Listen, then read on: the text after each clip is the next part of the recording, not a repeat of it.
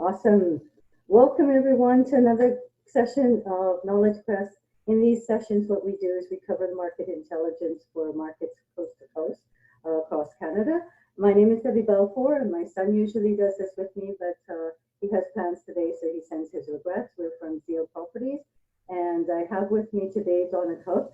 Donna has been recently been crowned by Dean of Peerless Investors as the rent-to-own queen. So we'll hear a bit about rent-to-own, and Donna will speak to us also about her market, which is Winnipeg, Manitoba.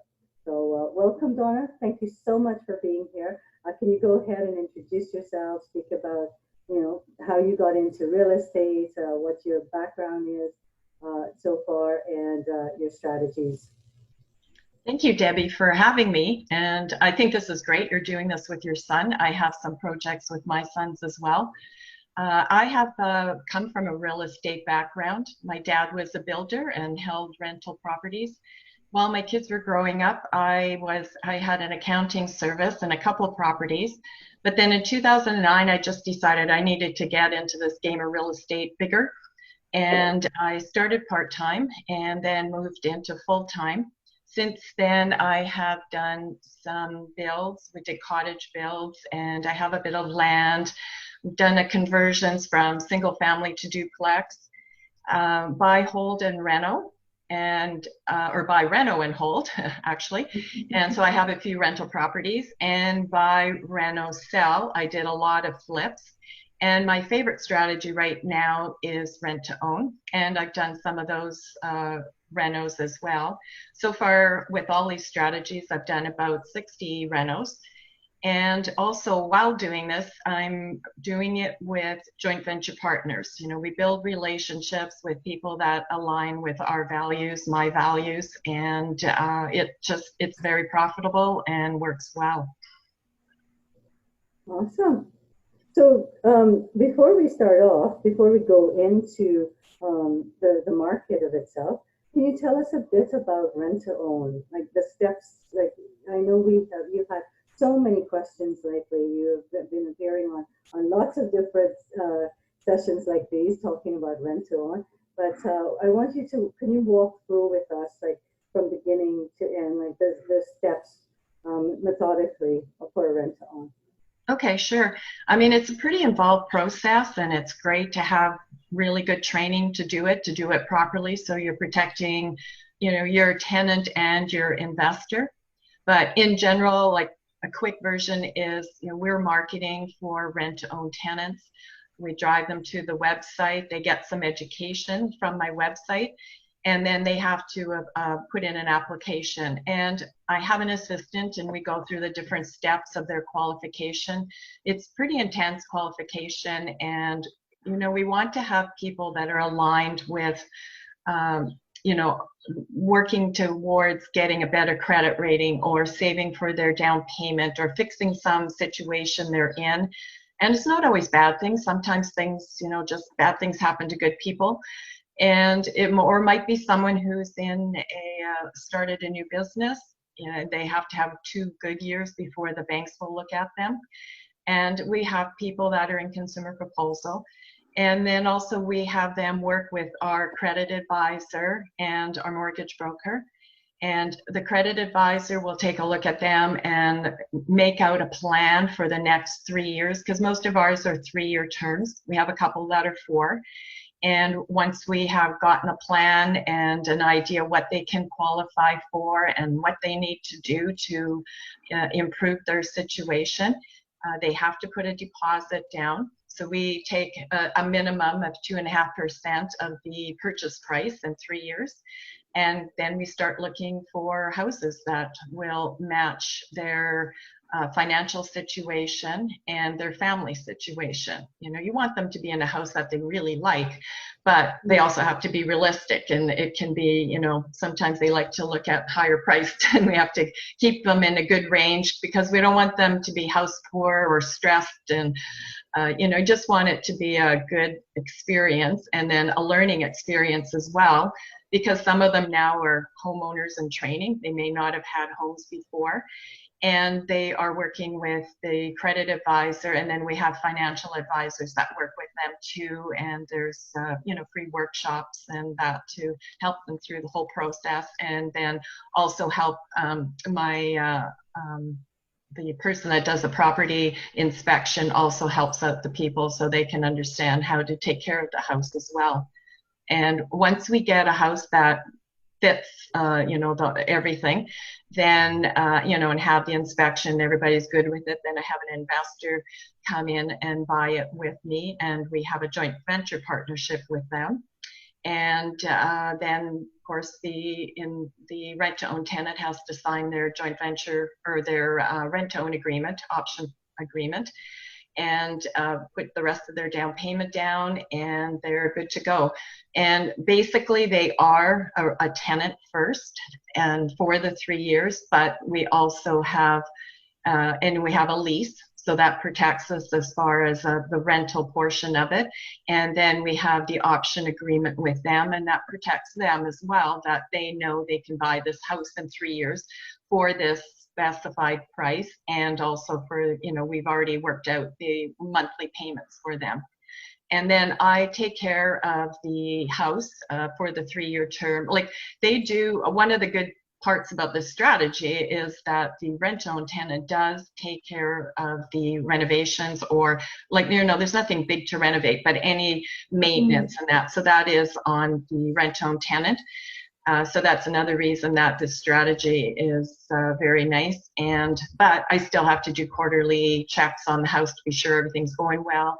We're in contact with them all the time. They have to be following the plan.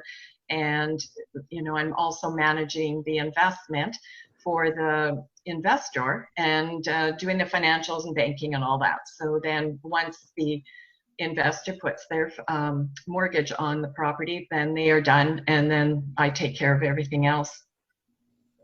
And what kind of deposits do you usually, what percent deposit are you looking for usually?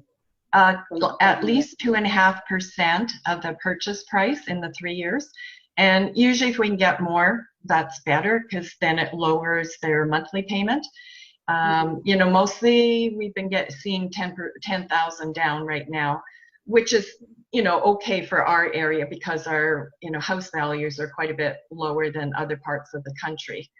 And also if they have RSPs, we work with them to keep topping up their RSPs, and then they can put that down on the property when they do go get the mortgage. And then also we are working with them at the end, maybe 6 months out, we're going to start working, very closely with the mortgage broker and getting them ready for the financing. And so everything can, go through smoothly.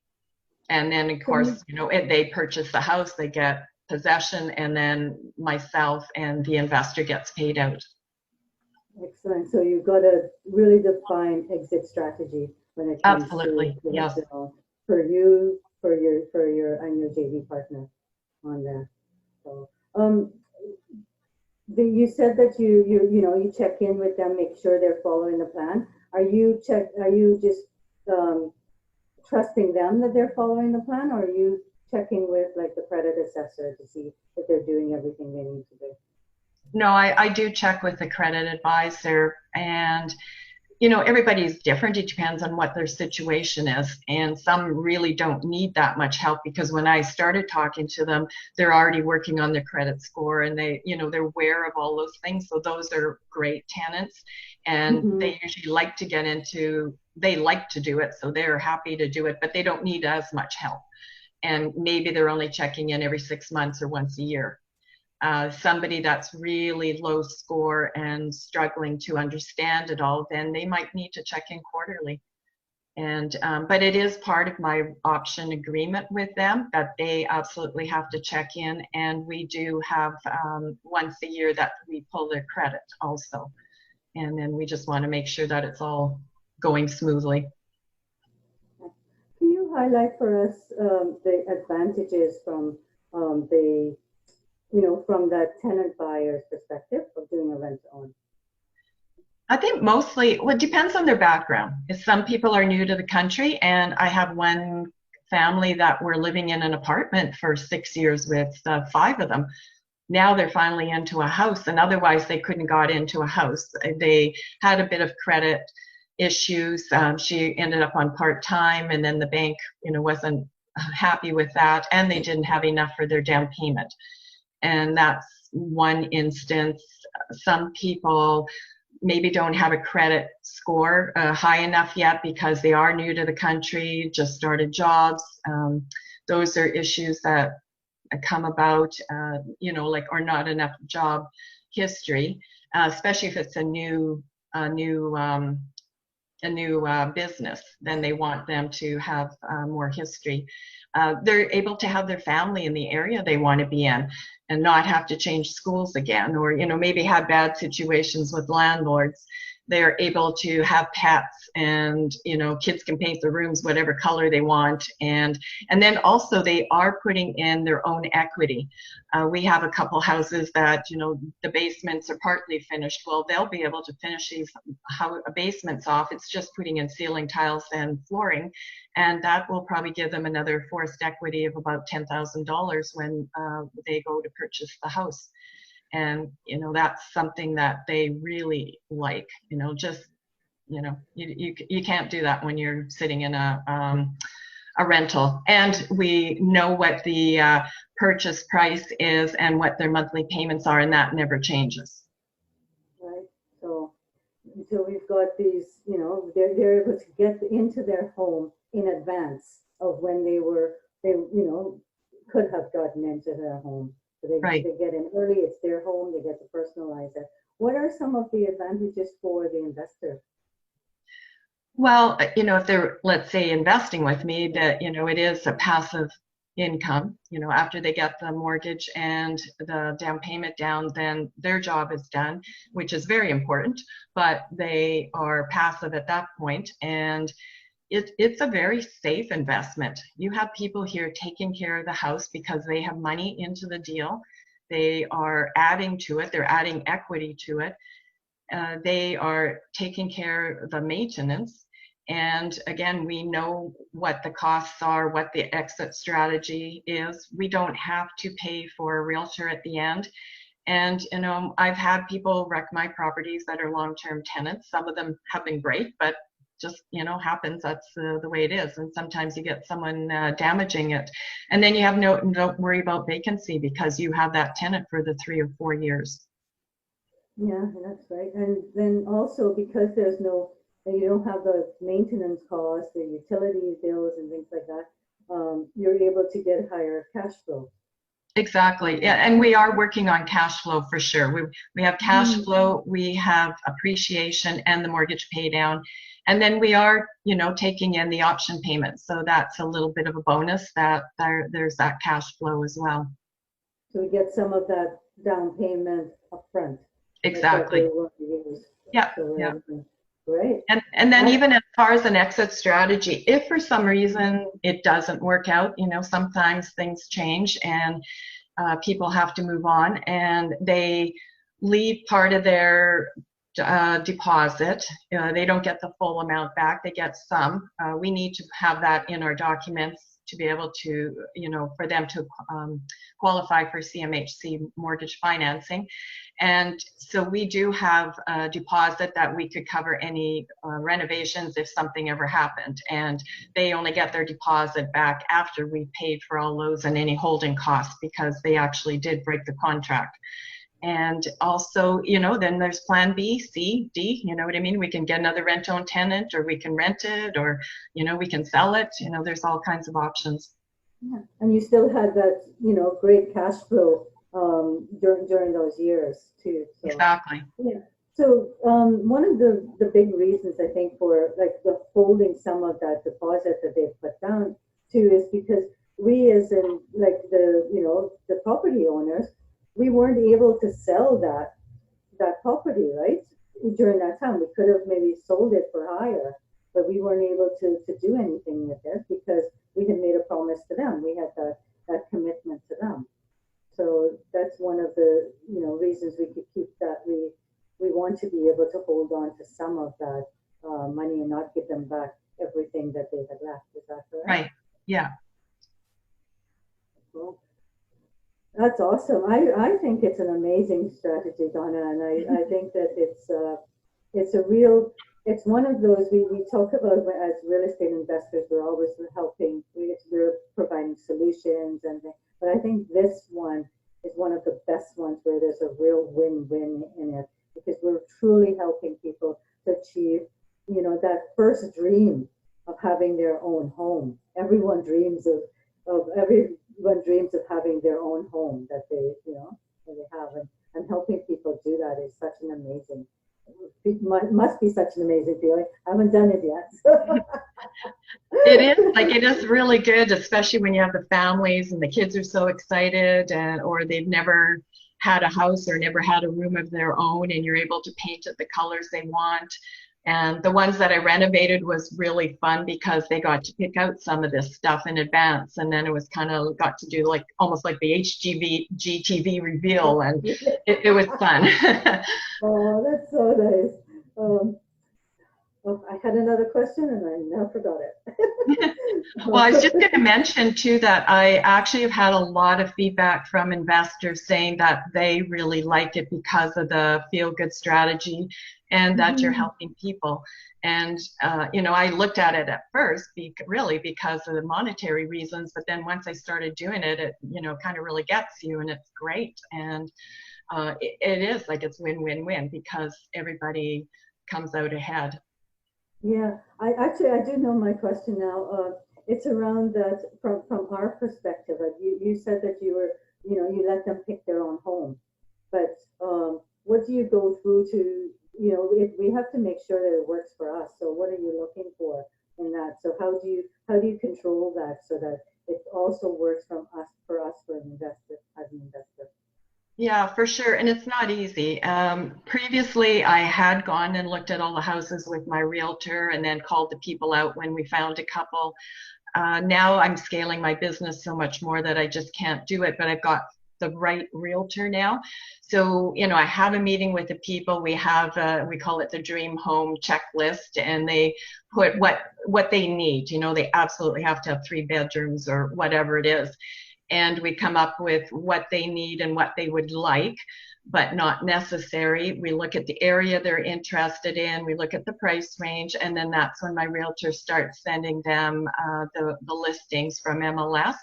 And then they come, then they pick out something they like and they send it to me first. And so they have to run it by me first, and then my realtor will take them out and look at it. Otherwise, my realtor would be out there every day looking at everything. So you can't just let them go. and the other thing is, the other thing is for their safety, I guess, in a sense, we want a good solid house, but also for mine and my investor, we want a good solid property that is, not falling down. It has to be in absolutely great shape, and we want a basic house. We don't want, something really strange that if this doesn't work, we can't sell it, or even if the tenant wants to sell it down the road, they have problems. In general, we want a 3-bedroom, 2-bath, full basement, and a garage. And that kind of suits almost everybody. And always in good areas. We're always in good areas. And also I do outside of Winnipeg in the bedroom communities that are really thriving. It has to be like a town, or we have a couple small cities around Winnipeg that we have properties in as well. Oh, sorry. Nikki's asking if you've ever done a condo for rental on. No, and I really wouldn't, because for one thing, I feel like I don't have control then. I like to have control of the property because there's a condo board and, condo fees, and then it makes it really hard to cash flow. And the other thing in Winnipeg, condos just aren't that big here. There is a lot, but it's not like a really dense area like Toronto or something where everybody lives in condos downtown. It's not that way here. And I want a house that's absolutely going to appreciate. I know the areas we're buying well, hopefully buying in lower, and then we know that it will appraise for that value in the end. And I just don't have that comfort zone with a condo. Yeah. Nikki, I was on a call with a co-rent-to-own, group of people, and I asked that question of them because here in BC, for the first time buyers, sometimes it is a condo because that's all they can afford because it's the prices are so big. And they said that it has to be the actual tenant buyer that chooses that condo. If they say they want to look for a condo, and therefore they said that then you would expect them to pay the condo fees. Is what they had said to me. So the expectation, if they chose the condo, then they would be expected to pay those condo fees on that. Yeah, that would be a good strategy. Yeah. So I guess my concern is if there's a cash call or something down the road, and then all of a sudden there's this big, bill that you have to pay all of a sudden, $10,000 for something. So who's going to pay that? It's usually a roof having to be redone, or with condos, or it's like elevators. Those are the big cash calls that usually happen. The roof and the balconies. Yeah, and balconies. Yep. That's why the investigation of the reserve fund and everything is, if you're going to buy it and hold it, you got to do all that due diligence. And I own lots of condos, and one or two have had some cash calls for special assessments. Nothing, none of the $20,000, $30,000, $40,000 types. Mm-hmm. Whenever I buy a condo or a client buys a condo, I always use a service that reviews condo docs. Costs about $300 or $350, and they go right through it from start to finish and look at the reserve funds and minutes of meetings and everything else to determine if there's potential shortfalls in reserve fund would be the biggest thing, and how it's maintained generally. So I can tell you whether you want to run away, and to be surprised how many condos are underfunded on the reserve fund because the board of directors / owners don't want their condo fees to go up, so they really rob from the reserve fund and do whatever they can to minimize fees. And of course, it catches up, especially for new owners who move in, and now they're paying for a special assessment that should have been collected from the previous owners over a number of years. We have two pre-constructions that are coming, should be completed in early 2021. So it was just a backup plan that we're thinking of in case we can't assign them. Mm-hmm. So make sure you take a close look at condo fees for new builds, because invariably, and I've bought new build condos, the developers develop a condo budget and a reserve fund, and notoriously underfunded.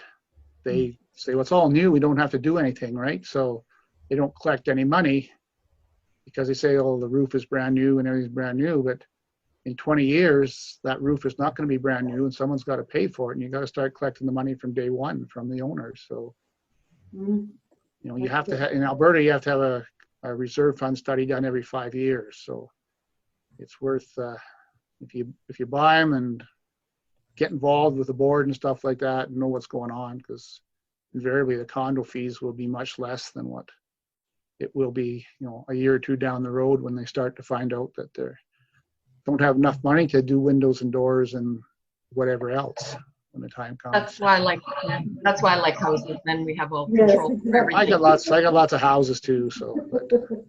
Sean, could you put that document into the chat, like what it was you said that you're looking for?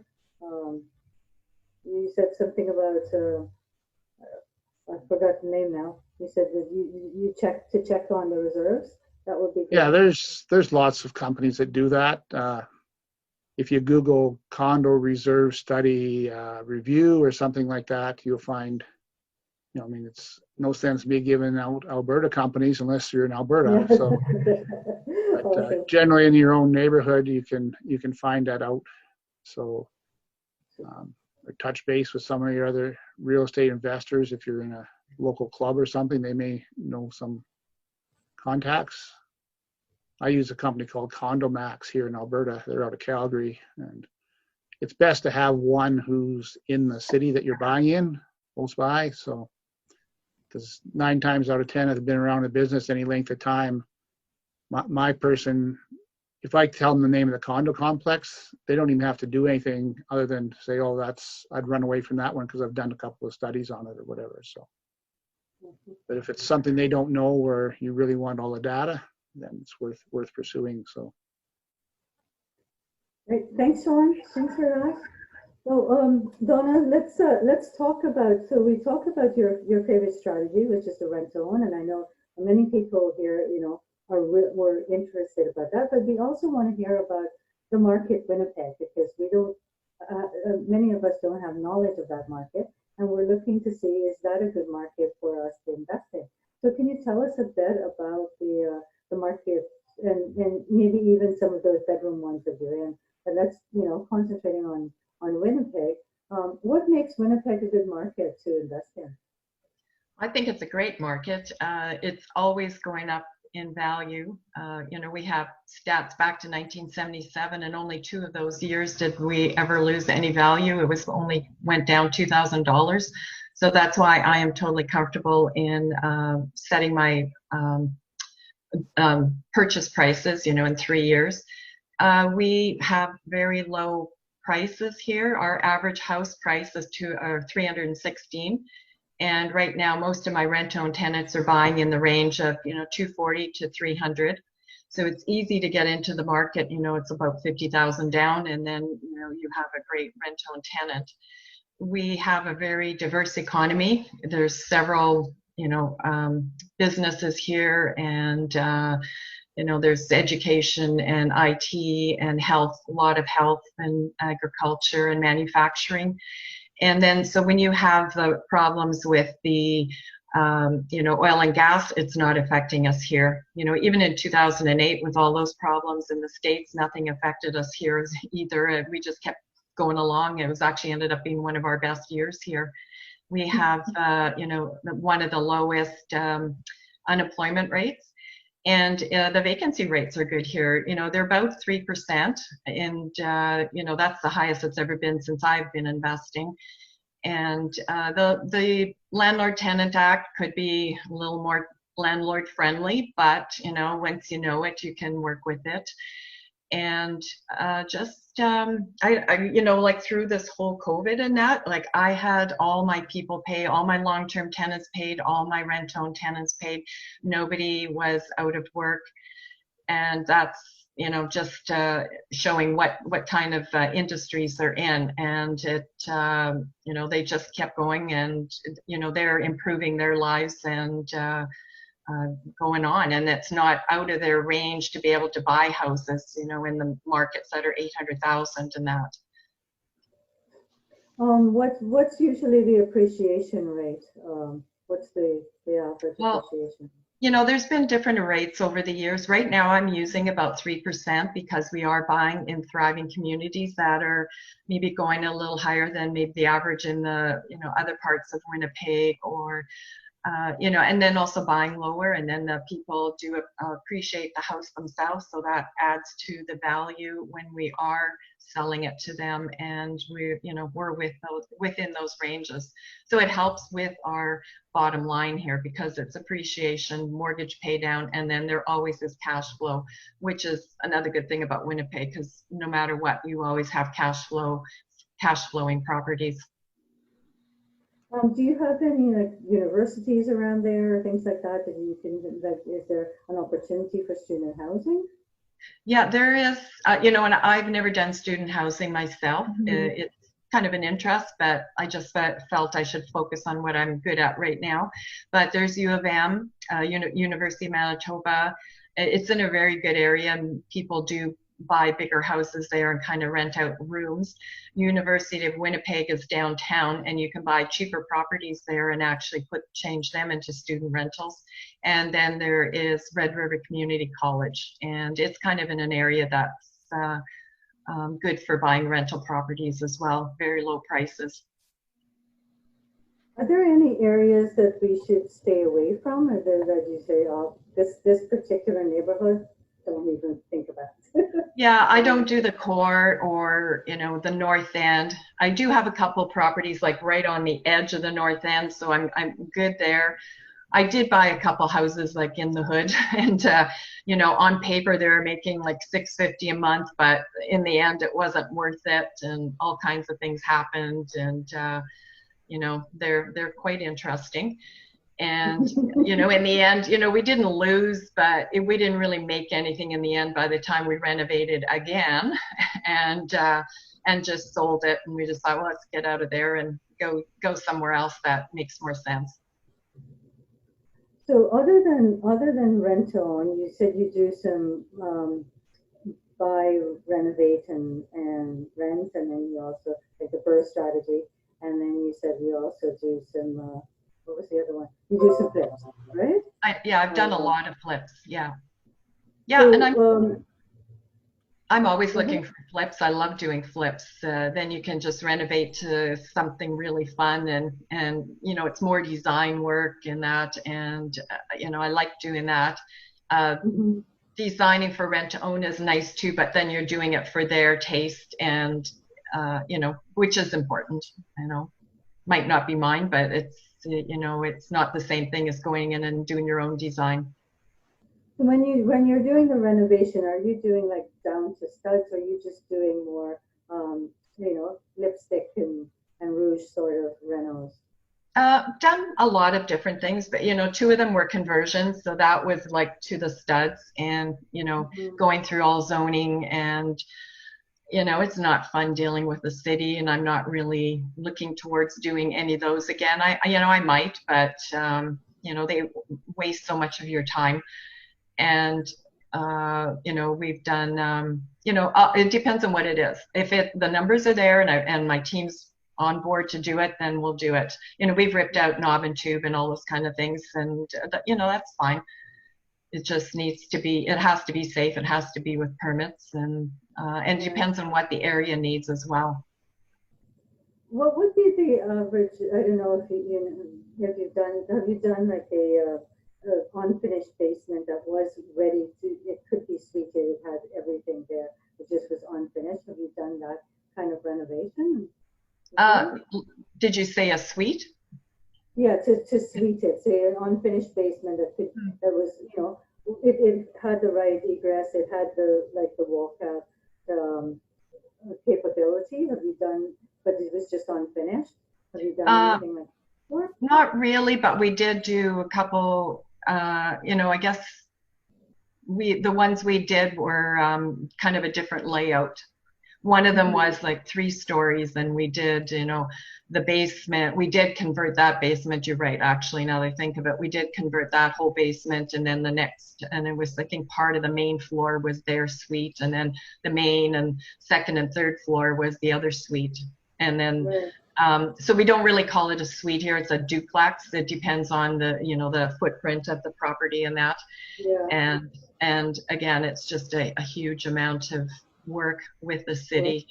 And like I said, they, you know, we're actually working on one now. It's been over a year. We have a 4-plex, and we were separating a lot off of it, and it just keeps dragging on and on and on, and it's costing us a lot of money, a lot more than we ever expected. But you know, it is what it is, and we'll be into it for no money down anyway, because once we sell off the lot, that'll pay for, you know, our down payment.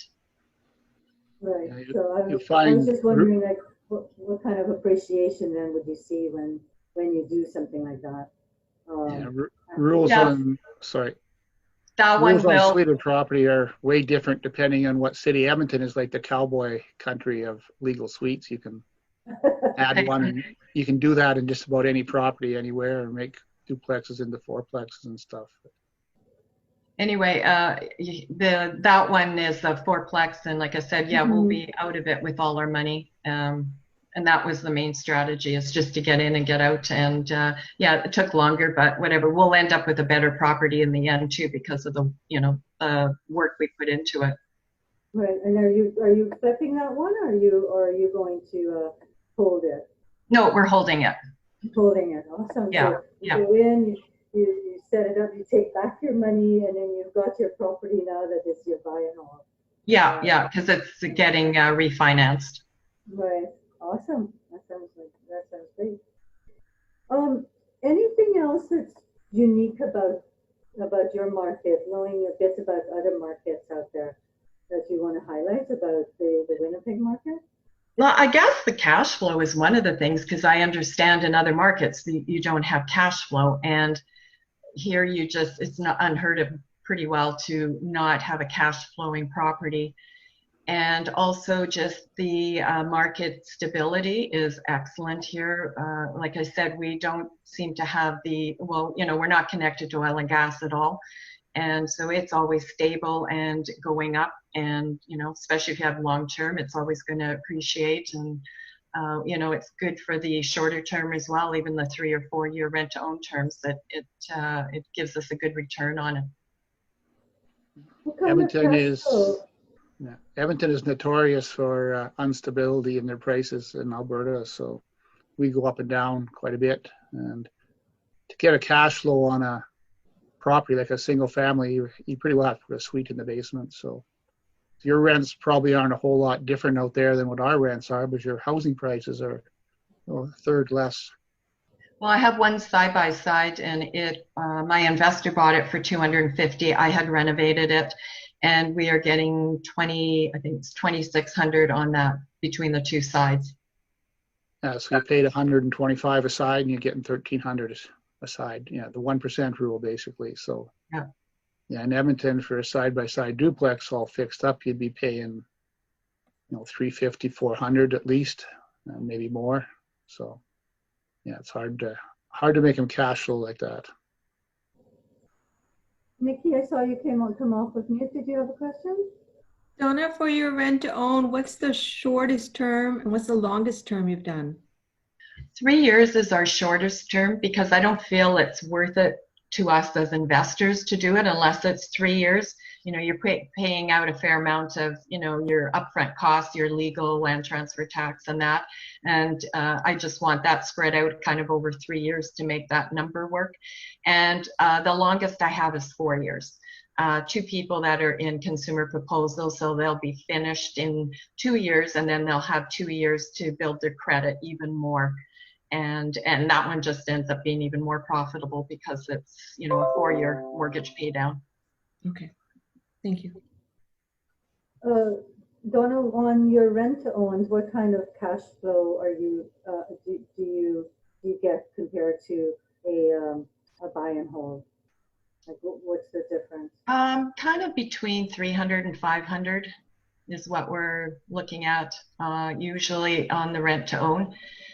And I don't know, I do have, like I said, that side by side, that one that's 250, that one is about 600 cash flow, but it's, it's a long-term rental and it's not absolutely in the best area. That's the one that's kind of on the borderline, and, I've had to put some money into it. So, if everything's perfect, it'll be, around 600, but, those things change.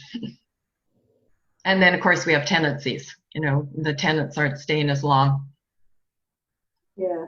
What areas do you find that do you find that your tenants are more attracted to in the Winnipeg area?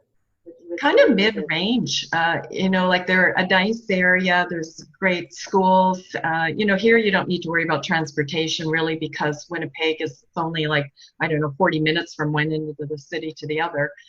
And just the better areas that are away from the core, and you're getting kind of in the suburbs, but not in the newest areas. We're not going there. We're keeping the prices comfortable. And then, of course, just now I'm really getting a lot of people asking to be in the country. So I won't do a country property acreage because I don't want to deal with septic fields and tanks and we have a couple wells, but they're a group well. So there's 5 people on it and they're newer. And, if something went wrong, at least you got 5 people to pay for it. But just so many more things go wrong with acreages. So I'm doing, like I said, the bedroom communities. They're all really, really thriving. They're actually quite expensive. And then also there's 2 small cities around Winnipeg that I will do rent-to-owns in.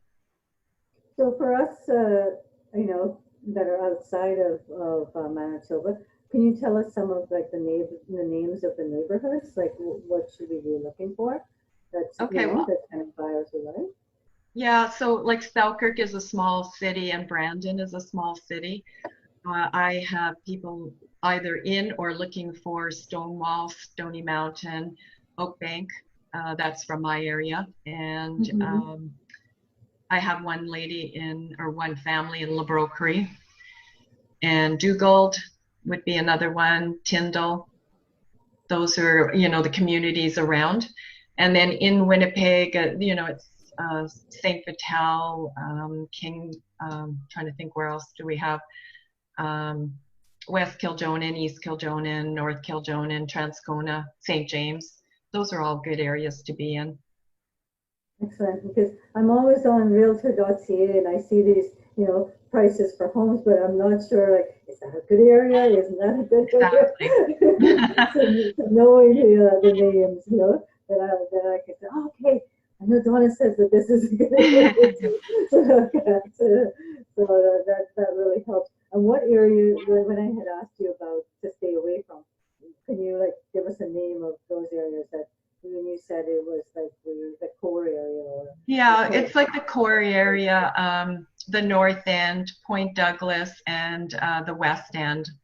Those would be, and Elmwood. That would be another one I would stay away from. Yeah, if you're like Edmonton, there's the black triangle or the black square or something that realtors, not so much realtors, sorry, mortgage brokers have on their list that banks won't lend. So they call it the red zone here, but I have had properties like in like one of those areas, and I actually had no problem getting a mortgage. Yeah, it depends on what the property's been through. I mean, it's not all lenders will walk away from that, but selected lenders may not lend in that. And I've had properties in the Alberta Avenue area in Edmonton, which is kind of the black triangle, they call it, or investors' area of death.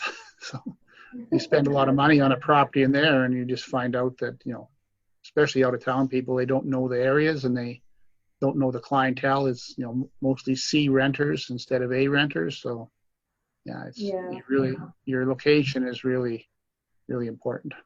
And the type of property you have, I'm not a slum landlord. I have good properties. And even when I had properties in those areas, they were good properties. We renovated it from top to bottom, and but ended up having to renovate it again top to bottom before we sold. So that's why I decided it wasn't worth it. And then, the tenant took a chainsaw to our newly put in fence, which went in the winter yet, of all things. She wanted to make a driveway, and CFS was being called, and and the people we started with were good, but then they changed over, and we just find there's a high turnover in those areas as well. And I just would rather not deal with it, because the amount of energy you put into those is, you could have had two other better properties. Yeah, for sure. And I think for a majority of the audience of this this series, they're looking for lower risk. That's why we're in real estate. Stocks is high risk. We want to do lower risk, and so we don't want to be going into those areas. We want to be in areas that we know we can lower maintenance, higher cash flow, less as much more that we can do hands off and just get things naturally dynamically working for us. Right. That's awesome. So, great. Donna, do you have any opportunities that you would like to share with the audience that for those passive investors that would like to be part of your journey, like be in there, but they just they don't have the time to do what you're doing, but love what you're doing? For sure. And if anybody wants to contact me, send me a message or email me at dmcook10@gmail.com. I've always got opportunities. Right now I have about 5 rent-owned tenants that we're starting to look. We're either actively looking, or they're coming up in the next week that we're looking for. And usually what I share is here's a family, this is their situation, why they're in their situation, what they're saving, and what we're looking for, and then the price range that we know they can afford a $250,000 house today's price, and then that's what we're looking for. And then we're looking for around 50 or 55,000 down, and that's what the qualification is to get a mortgage. And then I would give them an idea of what the return would be on it and share a pro forma with them as well. It sounds like you're doing that, like this is one of your key strategies. So it seems like there's quite a market in Manitoba, in Winnipeg at least, area, and surrounding areas for tenant buyers. There's a lot of people looking to do that.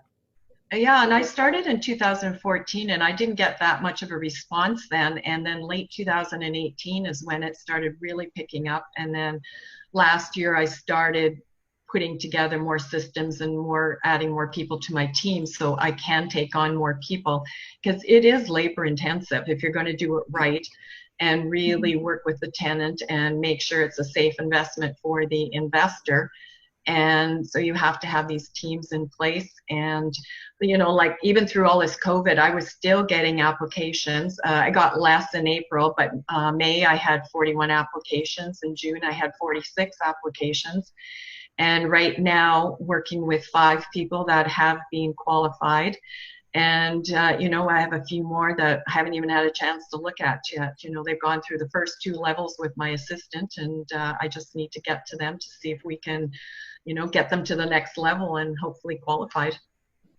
What do you attribute that difference with? Was it something that changed in the market, or was it something that you did that changed it? That you suddenly got this influx of people and you continue to get that? Well, we are marketing now. I wasn't marketing before, so I hired someone for marketing. That's part of it, I think. My assistant is a real people person, so she was awesome. She takes that first phone call with them, and it is, as long as they fill out the application and they look like they're a good candidate. If they aren't, then we'd send them a sorry letter. But that's why we get the application up front, and then we don't need to waste time on someone that absolutely can't qualify. And then she does that first conversation with them, and finding out their story is one of the most important things, I think. Finding out why they are in that situation, and she's great at that. And then once we do some more qualification with them, then I take over and work with them on the financial end of it. And having, I think, the credit advisor is really helping. And having the website with education, and then we do have educational workshops. So that's kind of what we have done that helps, I believe. And then also doing tenant first, where I used to only do house first. Yeah. But then also, there's been rule changes, and the stress test, and several things have changed, and mortgage qualifications, and every few months something's changing, so it's making it a little harder for people to get into houses. Right. So then the rent to own becomes a bit more, a better avenue for them. You're saying, right. Because it's getting harder for them to own their own. So at least through doing the rent to own, they're able to be prepared for that when they're ready. So it sounds like I think that what I got from this, the nugget I got from that, is use your experience, what you're doing, your systems, and if we follow that instead of trying to do our own way, we could get going a lot faster if we look. So some of the things I heard you say, start with the tenant buyer finding their own place. That was that made it more attractive to them. And making sure you have your team together, and make sure you're marketing things and educating people on it. So if we have that right up front, then we should see a better, influx of interest in doing the rent-on. For sure. Yeah, and then also you want to have the proper contracts, because that's really extremely important. Make sure you have a solid contract and you are staying up on the market and going through all the changes, because you have to change these sometimes as you go along. I've changed my contract several times to what's going on with CMHC or mortgage rules, or just or you learn something as you go along. Every time you do a rent to own, I think you learn something, and use that education, that experience. Did you see Banks a are a lot change in- stricter now, so Yeah. lots of rules on rent owns you got to follow to make it something they'll finance at the end. Oh, okay.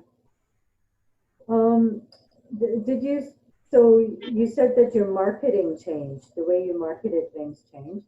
Did anything change, like in Manitoba, like the immigration increase or anything like that? Did you see one of the things that also changed the, the numbers that you were seeing? Was there anything in the actual, jobs or anything like that that made that more attractive?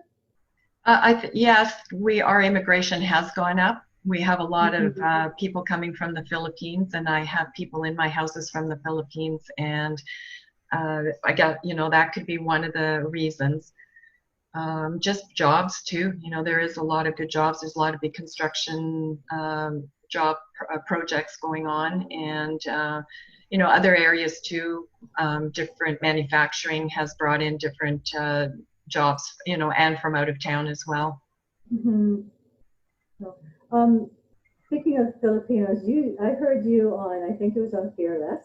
You mentioned something about becoming part of their community for new immigrants. Did you say something about there's something special you've been doing recently?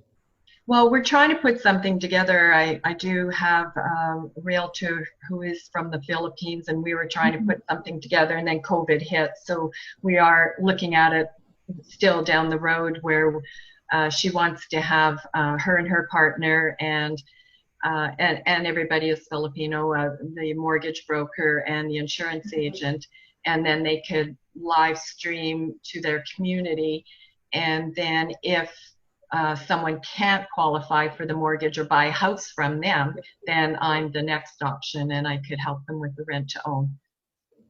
Awesome. Because I was thinking that would be a good, if people could get involved in their community where there's like new immigrants coming in, like those kind of things, that would be a good source, would you say, like, to market to?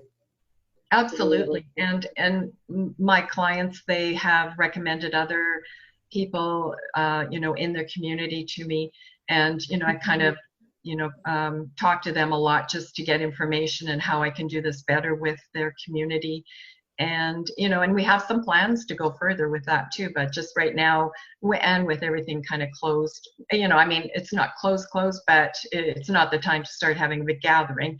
So we will have to look at, okay, maybe we can do this online, and it would be a really good way to do it, I think, but we just haven't had time to do it yet. Yeah. Yeah, I heard you say things, you said something about that on Fearless, I think, and I thought, hey, that's a great idea. Like, you're really helping. You're getting into it. Linda's saying something about, it was Nikki. Nikki saying majority of her church is Filipino, and they're some of the most helpful and generous people. So, yeah. So I think they're a great community. They're hardworking. They want to move up in life. Some of them do come with money, but they just don't. They can't get financing right away. Well, they do have to come with money to be able to come in, but quite often they use it, for things just to set up a household and that. But they always have a job. They'll never say I can't get a job, and some of them have two jobs, and there's always more than one person in the household working, and sometimes 3 people working. And so you're getting your rent payment. And actually, mine are always early. I almost always have my rent and or option payment from them a week early. And they've been great to work with. Yeah, I think it's a wonderful idea, and I the Filipino community, I think it is. They're very close knit. They're they do things together. I know them too because from my church, my neighbors. Linda, you might be part of one of those, are you? It's not all right, but so I think it would be a wonderful community to help if we can, get into those things. Yeah, it's been fun, and I've been invited to like baby showers and the housewarming parties and things like that too. So it's been And great. the food is awesome, Yes. right? I've never seen so much food at a shower. It was crazy. The food is amazing. Is there anything else you wanted to add about rent-to-owns or about the actual, the Winnipeg market before we wrap up?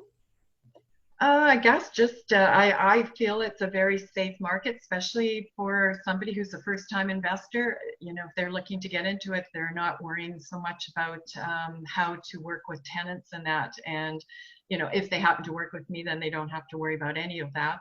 Winnipeg is a great market as far as stability and the prices. Like I said, you can get in for 50,000 and, you know, buy a house and be getting great returns on it in, you know, over the 3 years. Is this something actually that, you said the rent-ons are a lot of work. There's a lot of things again. Do you see it still possible for someone like me from BC to be to do that, to do rent-ons, etc., without having a working partner there? If I is that, do you see that possible? Or is you coming to do it here, you mean? Yeah, say I wanted Okay. to do it in Winnipeg. Do you think it's possible, or do you think that you need to be in that city in order to do it? I think it would be much easier and much safer for your investment, but of course everything's possible. Even long-term rentals, you can do it, but it's just safer if you happen to be here. You know, depends, on your strategies and that, but you know, I do have a lot of out of town investors, right, from Nova Scotia to BC, and so that they feel safe with their investment. They feel their investment is safe working with me. Yeah, I just wouldn't, because I'm just thinking about the rent to own. It's such a personal connection that you have to make.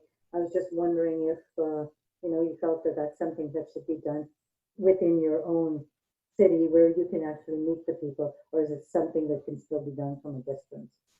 You know, and people have different systems. Some people don't really meet their rent-to-own tenants. I do, and it's just my way of doing it. I felt, we have our process first and go through a few steps before I actually do go out and meet with them. But once I meet with them, I want to see them face to face and talk to them, and I think it's good for the rent-to-own tenant too. Then they feel comfortable with the person that is, giving them a house. And they also are concerned as well, because they think, well, what if you sell a house on me, and different things like that. So it's much better, I explain to them, we do have a contract. I can't sell the house on you. And then they understand who they're working with, and it just goes way, way smoother. And I think just having a better relationship will have a better outcome in the end. Yeah, that was my feeling on it. That's what I was asking, It's tough for us to do it here in BC because of the cost. Like you said last week, you did the math too, and you were like, no, that didn't work. But I was just thinking is, as much as I would like to do it somewhere else, I'm thinking that without that personal connection, because of because it is really something that the tenant buyer really needs to trust you. Exactly. Yeah. That you are doing this for them, that you're going to, that they're going to have that house in the end, that they're not paying all this money, and then, you're going to take them to the, fleece them for it. So. And it's personal for them too, because they're in kind of a bad situation. Maybe they've had a bad financial situation. Maybe something went wrong, and so you are helping them through it. So they're kind of sometimes at a down point, and we've been able to turn that around for them and give them better financial education and a better plan. And now they're on a track to, come out better in the end. And then having the financial advisor work with them on the workshops and that too. So that puts a little more positive spin on it too, instead of just worrying about credit scores. She's helping them look at the future and where can you put a little extra money, maybe invest it a little bit. Yeah, that's awesome. Well, this has been like amazing. Thank you so much. I was so excited to have you all here because I know rental one is such it's a major, like everywhere I'm looking now, I'm seeing everyone interested in rental. And for myself, it was the one strategy that really appealed to me, because I like that feeling of giving, right? It makes me feel better about my investment. Right. So yeah, and I really wanted to learn more about the Winnipeg market. So thank you so much. We really appreciate all your knowledge. And what I'll do is when I post the recording of this, I will put your contact information in there for anyone that's interested to get in touch with you. So thanks so much, Donna. It's been an absolute pleasure having you. And as I mentioned before, we're now calling Donna the queen of RTO, or the RTO queen. That's so funny. Well, thanks for having me. This was awesome. It's great to, connect with other people across the country. And like I said, people can invest from anywhere here. And there's always another deal coming up. Yeah, it sounds like it's awesome so yours is, you like your rental, and the flips are great. We've got buy and holds that are cash flowing, and also student rentals, which you don't do, but there definitely is a big market there for that. So Right. It sounds like it's great opportunity for investors. So thank you so much. Oh, Linda's saying you're the queen of Manitoba too.